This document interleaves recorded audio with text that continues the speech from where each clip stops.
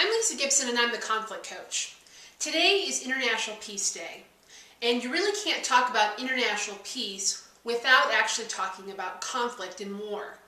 And if you're watching the news and you're looking around to the world events in the most recent weeks, it's been quite troubling, hasn't it? I mean, I know myself, I travel quite regularly to the Middle East, North Africa, Central Asia, doing conflict resolution training. And for me, it's been even more disturbing to see countries that I've worked in really acting out and behaving in a way that's so counter to what they say they're committed to, things like peace and prosperity. But I want to kind of set the record straight, because I've had the privilege of working in places like Afghanistan, Libya, Egypt, Sudan, and countless others. And so I know firsthand about the people. I know their stories, I know what their lives have been like, and I want to really set the record straight that these events and these uprisings and even the murder of Ambassador Chris Stevens in Libya are isolated incidents. They don't represent the bulk of the heart of the people in those places. In fact, so many of my friends from places like Libya and Afghanistan have emailed and have posted messages on Facebook just saying, you know, we're so sorry about what happened. This is atrocious. This is inappropriate, and this does not reflect the heart of Muslims or the heart of Libyans or people from Afghanistan. This is not representative of the entire group of people there. I mean, it's an isolated incident. Unfortunately, it's something that has spread like wildfire around the region. And so on this International Peace Day, I've been kind of stuck in this place of contemplation of what is it going to really take to achieve the kind of peace in the world that we desire. I mean, there's so many people that just want to see peace and well-being and this idea of a secure country.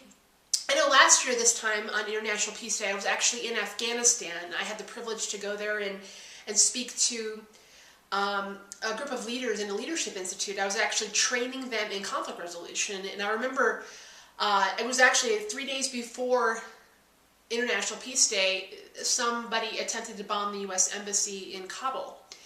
And many people encouraged us not to go, but I was all the more adamant that I was going to go there and teach this course, because it's so important that we begin to envision and help rebuild these countries that have lived in years of tyranny and in many ways a very uncivilized society. We want to help them build a civilized society and to become more democratic.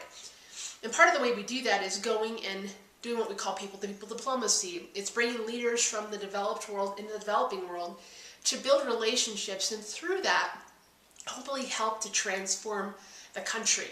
And I believe that this type of people-to-people diplomacy really is at the heart of what is going to cause us to move towards more peaceful relationships between nations in the world.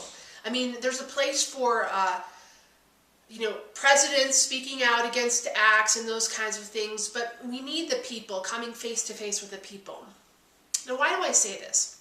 Well, I've traveled very regularly into these places, and I can tell you that one of the first things I encountered on my first trip to Libya was when I met the people. They were very surprised that I didn't hate them, because for so many years they'd been brainwashed or filled with rhetoric about the fact that Americans hate them.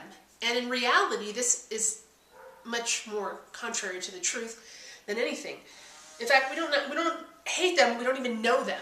And so part of what we need to do is we need to send more people to go in, teams, to do this kind of people-to-people diplomacy, to confound the lies and the rhetoric that is being portrayed.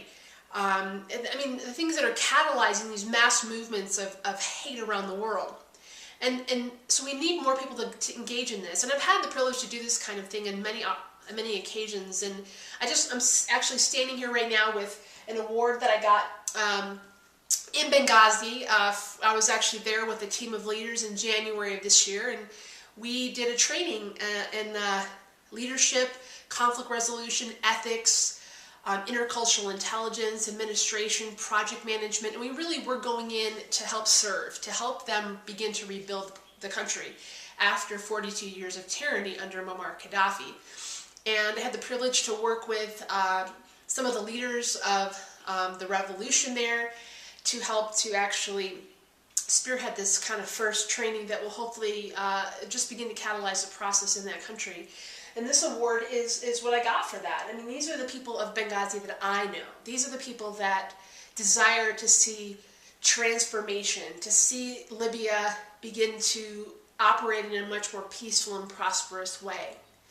And so what we're seeing right now in that region and some of the backlash is, I would consider, kind of a growing pain.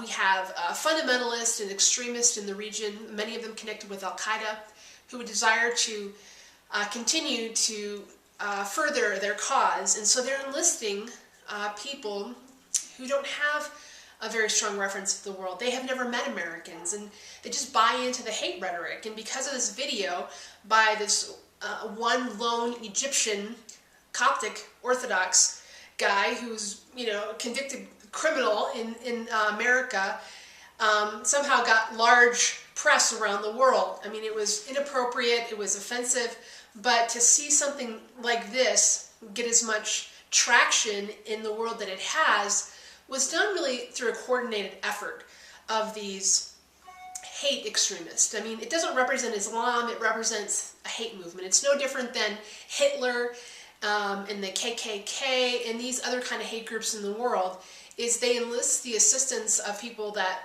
aren't particularly knowledgeable about the world. They just believe what they're told and they run out and do what they're told.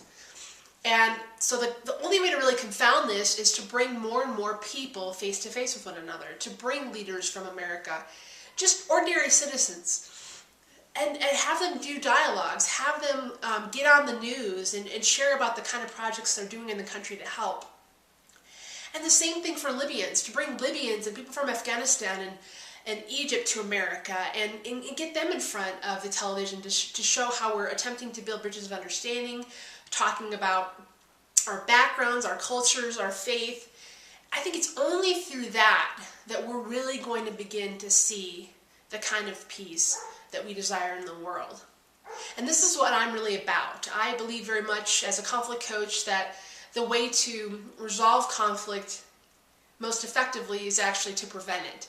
So we've got to figure out how to resolve it once it's happened, but to be preemptive in our peacemaking, to learn about other cultures, to be intentional about seeing the world through their view will be the most effective way to prevent conflict. So if you want to find out more about what I do and to get a copy of a free teaching I do on how to prevent cross-cultural conflict, go to my website at www.conflictcoach.biz.